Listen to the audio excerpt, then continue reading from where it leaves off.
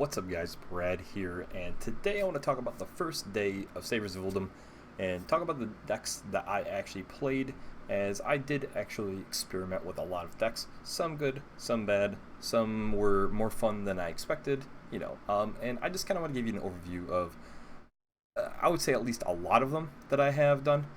And yeah, so let's jump in. We'll jump into the actual Hearthstone uh, collection here. And these are the decks that I've kept that I created, and some of them I have deleted because they were just god awful.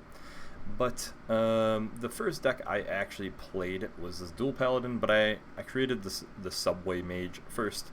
So we will talk about that really quickly. The general idea is that it's a heavy spell mage. You're trying to make use as much as possible of Naga Sandwich, which is why it's come to have the name of Subway. But the overall idea is you don't really play a lot of spells that are early on. The only one that has any significance is Conjurer's Calling, which is because there are some pretty good targets to hit with it. So King Pharos, Caligos, Tortolan Pilgrim, all these cards are relatively good, even the Powerful Creation cards. So you maybe hit those, even Arcane Keysmith in general. But there isn't a, it's possible to hit this, and I guess it's not the worst thing in the world if you do hit this for having it 5 mana.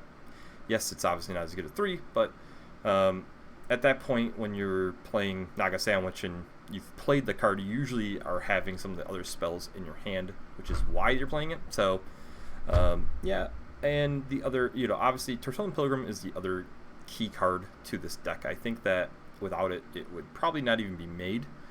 Maybe, possibly, it would still be around because of Naga Sandwich, but in general, I do think this is one of the most powerful cards in this deck specifically. And then King Pharos is a good way to just flood the board with a bunch of large, minions, because we do have a lot of larger spells. So 10 mana, 8, 7, 6, they're mainly larger spells. There are, the lowest you'll get is a 3-drop, but probably not likely. And obviously Caligos generates a free spell, and you get to play anything for free. It's a pretty good swing turn. You are pinging a lot in this deck because you don't have any really early game spells. You're not playing the quest, so the Dragonhawk I think is actually useful. But overall, yeah, we even threw in a Luna's Pocket Galaxy to make a lot of these larger minions even cheaper. Probably not the most useful card because of it being, I don't know, it probably is pretty useful, but at the same time I'm not sure 100% how great it is. I only played probably a handful of games with this deck, if that, maybe 3, and it was fun, but not my favorite of the bunch. Definitely one of the more like fun, not serious decks I would recommend. Then the number 1 deck I would recommend if you're just straight up looking to have fun, not really caring if you're going to win or lose, is Dual Paladin. This is by far the most fun deck out there. This is my number 1 deck I played last expansion, once they actually introduced Dual. And it's just a great way to cheat out any of your, larger minions. You also got Prismatic Lens to hit, a secret and then pull out something like Colossus of the Moon. That is probably one of my favorite targets of this deck, is to throw a duel out, you get Colossus of the Moon or Prismatic Lens, you drop it down, boom, they, unless they have like something around Polymorph, Hex, whatever, it's really hard, and you have constant answers. In my opinion, if you are going to play this deck, you have 2 options of how to play it. You have to judge it based on how you think the game's going for yourself. If you see the game going in the direction of they're actually surviving and clearing your board enough, you essentially just want to play 1 minion at a time and stall out as long as you can. Try to hit that redemption on something with Divine Shield, a larger minion, Bulldozer, Tyrion, Colossus of the Moon, Shrivala. There are a lot of options there to hit. So those are great cards for redemption, which is why it is actually a very powerful card within this specific deck. Batterhead is probably one of the weaker cards, but it is essentially a board clear, and it's great with Lightforged Blessing in order to have a massive amount of heal. Blatant Decoy, one of the newer additions to the deck, pulls out your lowest. Each player's lowest cost minion from their hand, and obviously our lowest cost minions probably are a lot larger than theirs. You're most likely not going to have Archmage Vargoth because Call to Arms is a way to tutor out that specific card.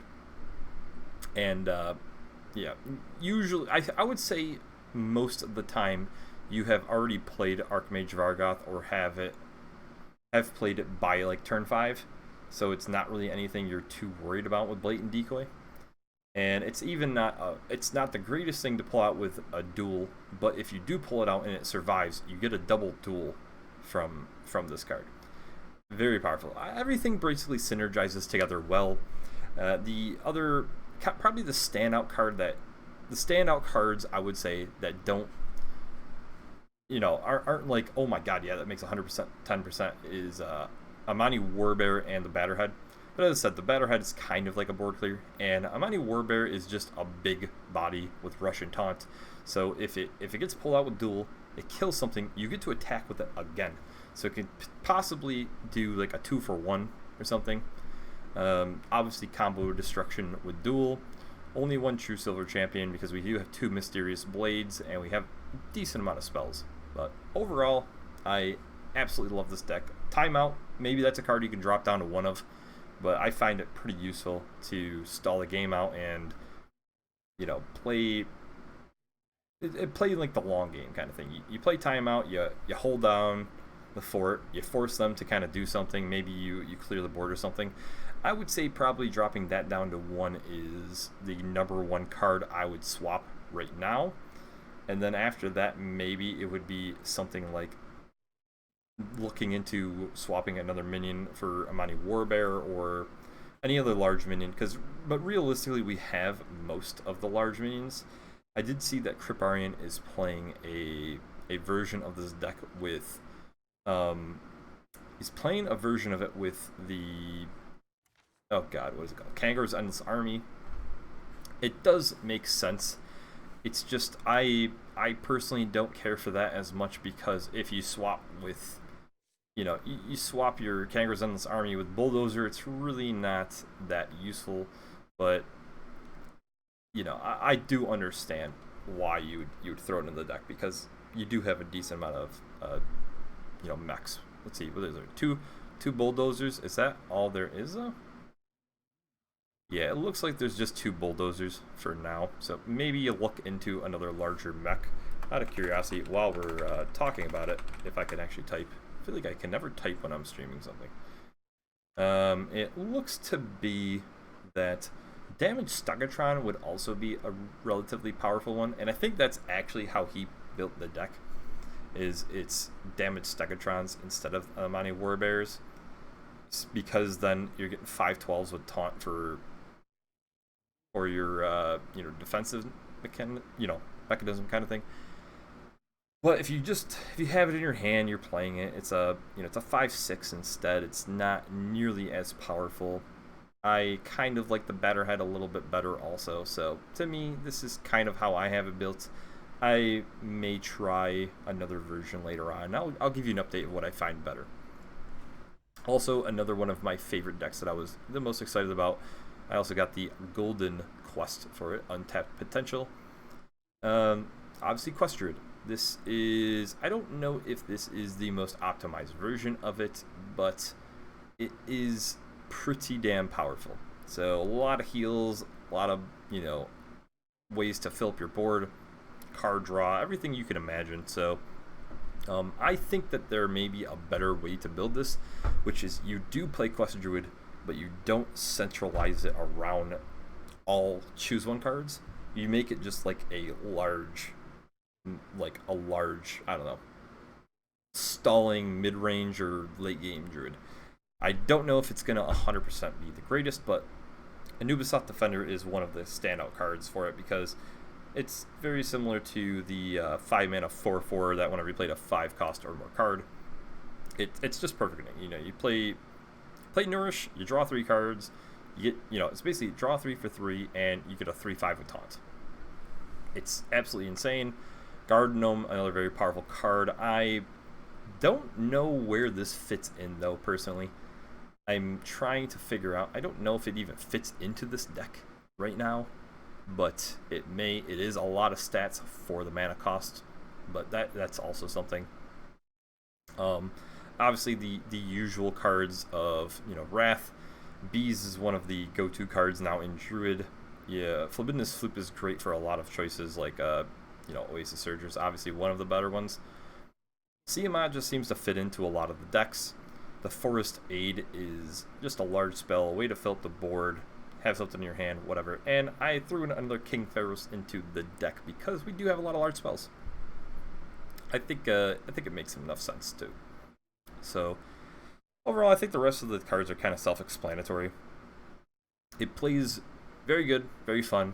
I think I'm going to tonight kind of do the same thing I was just talking about, which is attempt to swap out some cards, maybe refine this deck a bit, and maybe take out a couple more of the quest-centric cards. So maybe Crystal Merchant doesn't make the list anymore. That's a card that comes to mind, and Garden Gnome also, or something. I don't know. We'll see what I end up doing later on, but I definitely would recommend checking out a Quest Druid. Along with another one is Quest Paladin. This is, to me, a very, very powerful quest. I think people were underestimating it, and I don't think people built their Quest Paladin the same way I did.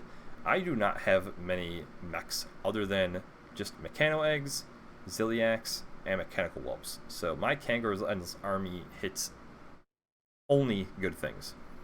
And just a big swing turn. So it makes a lot of sense for it to be within this deck. But also, really anything that has Reborn within the deck makes a lot of sense too. One, it helps out your quest. But also, they're just sticky, and it's very annoying to try to knock them out. And if they could just steamroll. That's the thing. Even if it's something as small as I've even seen a buddy of mine was messing around. He didn't pull too many cards, but he was playing Wasteland Assassin, and oddly enough, this card was it's not the most powerful card, obviously, but it was annoying enough because it's got stealth. It has Reborn, so he would every turn. He would hit into something or whatever with a couple of them, and he'd make sure he copied one before he actually killed it off. And it non-stop. He has this 2-ping that is always there. Obviously, you could do some board clear, like an Earthquake or something from Shaman. That makes sense. That could kill it off relatively easy. But still, as I said, it's a lot of these cards I think are experimental with. I'm not saying that that's one of the more powerful cards, but Micro Mummy is a wonderful target for the quest. When you have that hero power, it's great. Subdue, I kind of just threw one of these in for the hell of it. I don't know 100% if it fits in. Temple Berserker, another card surprisingly not bad within the deck. And you have a lot of these one-attack minions, so I decided to throw in Crystology. Beaming Sidekick works great actually with the Micro Mummy and even Temple Berserker, so yeah, overall, I love the deck. I can't wait to play around with it more and try to make some refinements to it to make it better. This is up there in like top 3 of my favorite decks. Big surprise, I played a lot of them. Plot Twist Warlock. This is kind of my weird rendition of it. So I just pulled the Supreme Archaeology in my last pack opening, so I haven't actually tested it with this quest in it. I just slotted it in really quickly. Didn't make any other changes, but I have a feeling that it could be pretty solid. At the same time, I'm not sold on it. It seems to struggle a lot. I haven't done very well, but it's a lot of fun too. So I have different ways to build it, and one of them is to just play a lot of the Charger guys. Anything with charge, essentially, that's large. So you're looking at Leroy, and you're also looking at Reckless Rocketeer, surprisingly, because it's, you can get a lot of burst damage with Fellor Bitrug, and it's pretty interesting. Now, excuse me, I may have built this a little bit too greedy, but I got crazy cards like Anubis Warbringer in here just because it could, when it gets pulled with, and this is all relying way too hard on Fellor Bitrug and the Plot Twist, but you pull those, it gets rush, you kill in something, it dies the next turn, it's automatically buffing the cards that are in your hand. seems to make a little bit of sense. I don't know. That's just in my opinion. But overall, I wouldn't 100% recommend this deck. I think it's fun, but this is not up there in my top choices. Quest Thief is just a basic thief quest rogue. I think I just kind of threw in the cards that make the most sense. So Feral Cat, I think, is just a solid 1-drop, and you have a chance to get a class card that's not yours. So why not? Pilfer, obviously, Clever Disguise. Just going over the ones that make the most sense. You've got Hench Clan Burglar, Blink Fox, Vendetta. Anything that's basically synergizes with the class cards is what you kind of threw in. I think one of the weaker cards is actually, like, it's tough to judge because Clever Disguise is one of the more powerful cards if you get it early on, but if you don't have it early on, it's also kind of not, because the cards don't matter. You just want to finish your quest as soon as possible, and this is a way maybe you can slot out this card and make, take this out and put in something a little bit more sturdy to help you on early on, because if you don't finish your quest early on, you're getting steamrolled by most decks right about now. That is at least what I've noticed. Whenever I face against a rogue, it almost doesn't matter what I play. If they don't finish the quest by like turn 5, it's kind of not the best scenario for them. And even if they do finish the quest around there, I think that people are building it a little too hard, kind of like this deck, I would say, around the random spells element, and that makes the deck not as powerful. So I do think this is a lot of fun. Like, it's super fun to play. It really is. But I think that it needs some tweaking before I can 100%, because I do think the hero power is one of the better ones. Now, my number one deck, actually, that I've played the most and I've enjoyed probably the most is my Fast. It's kind of like a tempo priest, and you have the quest because it just makes sense. You're going to heal at some point, and we have a lot of healing synergies like Northshire Cleric. You get the Power Shield to buff up things to have more health. Extra Arms buffs things up. Grandmother buffs things up. Holy Ripple heals and damages things. Neferset Ritualist. Injured Blade Master. Henchland Shade Quill. Almost every card has some effect of heal or is, buffed by healing, whatever.